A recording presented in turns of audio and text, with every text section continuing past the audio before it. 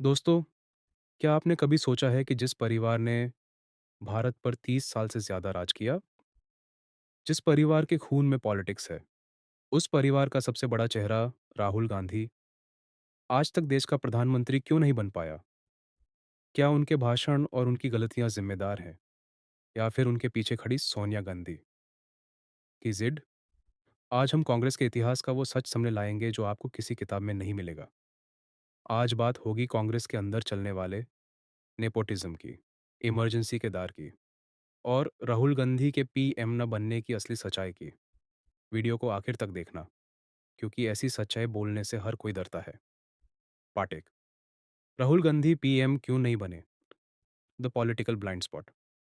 सबसे बड़ा सवाल, राहुल गांधी कभी पीएम क्यों नहीं बने? बात है साल 2004 की, जब यूपीए चुनाव जीत गई थी।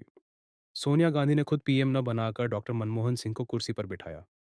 उस वक्त पूरी कांग्रेस चाहती थी कि राहुल गांधी कैबिनेट मिनिस्टर्स बने या आगे आकर देश को संभाले, लेकिन उन्होंने कोई सरकारी पद नहीं लिया। इतिहासकार और एक्सपर्ट्स मानते हैं कि राहुल गांधी के पास मौका था, पर उन्होंने कभी एडमिनिस्ट्रेटिव रिस्पॉन्सिबिलिटी, सरकार चलाने का जिम्मा नहीं उठाई। उन्होंने खुद को एक रेबेल और संगठन के नेता के रूप में दिखाया, पर जनता को एक मजबूत रूलर चाहिए था। और जब 2014 के बाद नरेंद्र मोदी का द्वार आया, तो राहुल गांधी की नॉन सीरियस इमेज उन पर भारी पड़ गई। विरोधियों ने उनके भाषणों, जैसे आलू सोना या पुरानी लोग स्टेटमेंट्स, सोचते हैं कि आजादी की को इस लड़ाई तरह ट्रोल किया कि उन सिर्फ अंग्रेजों के खिलाफ थी। नहीं, नहीं। अंग्रेजों की लड़ाई अंग्रेजों के खिलाफ थी। हमारी विचारधारा कहती है का नेता बनना मुश्किल होता चला गया। पार्ट दो, परिवारवाद का जाल, नेपोटिज्म इन कांग्रेस। लेकिन सच्चाई सिर्फ राहुल गांधी तक महदूद नहीं है। सच्चाई ये है कि कांग्रेस ने नेपोटिज्म, परिवारवाद, को अपना सबसे बड़ा हथियारों बनाया, जो बाद में उनका सबसे बड़ा दुश्मन बन गया। आज़ादी के बाद, जवाहरलाल नेहरू के बाद इंदिरा गांधी आई, इंदिरा के बाद राजीव गांधी। जब भी कांग्रेस में किसी गैर परिवार, नॉन फैमिली नेता ने अपना दबदबा बनाना चाहा, उसे साइडलाइन कर दिया गया। शरद पवार से लेकर ममता बनर्जी तक सबको परिवार की वजह से अपनी अलग पार्टी बनानी पड़ी। आज भी भले ही मल्लिकार्जुन खड़गे पार्टी के प्रेसिडेंट हैं, पर हर कोई जानता है कि आखिरी फैसला 10 जनपद सोनिया गांधी के घर से ही होता है। इसी परिवारवाद की वजह से जनता का विश्वास कांग्रेस से उठने लगा। पार्ट थ्री, संजय गांधी और इमरजेंसी का वो काला सच। लोग कहते हैं कि इस परिवार को बदनाम किया जा रहा है, लेकिन इतिहास के पन्नों को कैसे झुतलाओगे?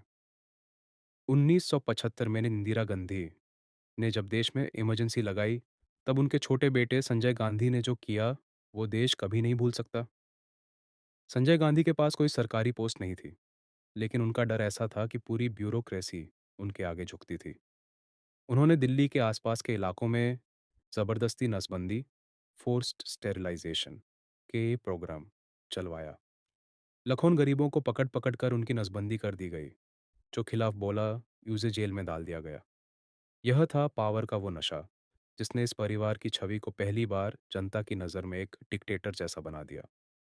पार्ट चार, रिमोट कंट्रोल, सरकार और लाखों करोड़ के घोटाले। साल 2004 से 2014 तक देश ने एक ऐसी सरकार देखी जो इतिहास में पहले कभी नहीं हुई थी। The remote control government. Doctor Manmohan Singh एक बेहद काबिल अर्थशास्त्री, इकोनॉमिस्ट थी। कॉर्नवाल चंद की रूस थी, पर उनकी सरकार के सारे आदेश सोनिया गांधी की नेशनल एडवाइजरी काउंसिल एनएसी से आते थे। इसी दौर में देश ने 2G स्कैम, कॉमनवेल्थ गेम्स घोटाला और कोल स्कैम जैसे लाखों करोड़ के भ्रष्टाचार देखे। जब तक मनमोहन सिंह जी कुछ करते, तब तक कांग्रेस पर भ्रष्टाचार का ऐसा थप्पा लग चुका था जिसे साफ करना आज भी उनके लिए नामुमकिन हो रहा है। दोस्तों, आज़ादी के दौर की कांग्रेस आज सिर्फ एक परिवार की पार्टी बनकर सिमट गई है। राहुल गांधी कोशिश तो बहुत कर रहे हैं, पर क्या वो परिवारवाद के इस थप्पे को मिटा पाएंगे? क्या आपको लगता है कि राहुल गांधी कभी भारत के पीएम बन पाएंगे, या उनका यह सपना हमेशा के लिए अधूरा रह जाएगा? अपनी राय कमेंट बॉक्स में ज़रूर लिखें, क्योंकि आपका हर कमेंट बहुत कीमती है। वीडियो को दबाकर लाइक और शेयर करें और ऐसी ही सच्चाई